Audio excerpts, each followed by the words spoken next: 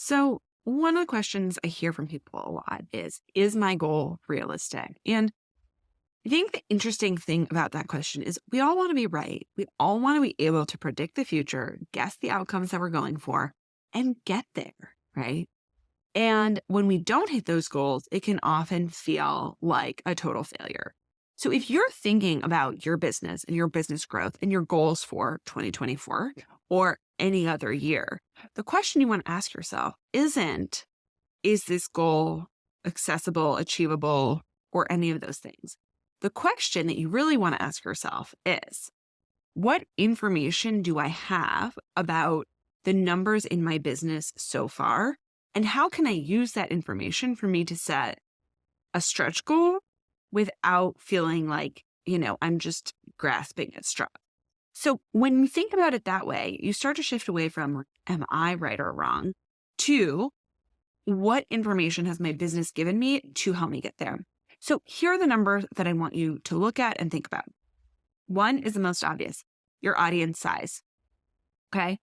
If you have 100 people in your audience and you are looking to make $300,000, that is going to potentially pose a challenge unless all of them are ready to pay you. If so, one, your audience size. You don't have to have a massive audience to make a lot of money.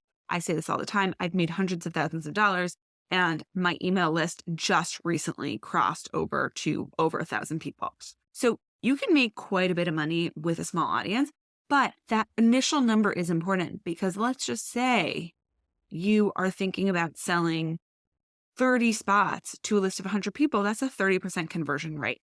That is tough. Okay, so you know your audience size. What historic conversion information do you have?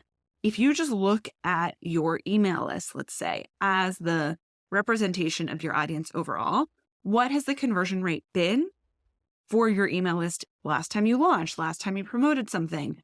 Whether that launch was a, four-figure or like where you were launching a four-figure product, or if that launch was simply just, a $95 product, that information is still relevant. The truth is that when it comes to conversion, the price point itself is typically less indicative of anything than the actual conversion rate. That's at least what I've seen. So what is your audience size? What was your conversion rate? Super, super important. And then the other piece is, what other revenue channels are there? Are there upsell opportunities within your audience? Are there new offers that you haven't launched yet that you plan on launching? There are a lot of different ways to get you to that goal. And once you have a sense of how big the audience is, what the conversion rate is, then you can actually start to get realistic based on your price points. So that is just a high level view of how I would start to break it down.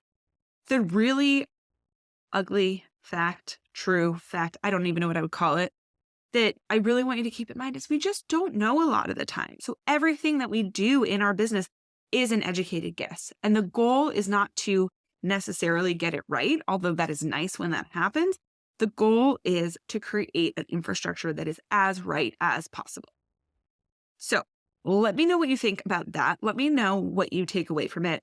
And as you look at the numbers, then ask yourself, what do I do with these numbers? Where do I go from here? What do I now know about my audience size? What do I now know about my conversion rate? And how can I maximize some of those figures to really help me get closer to my goal or the bigger goal that I'm not sure is possible or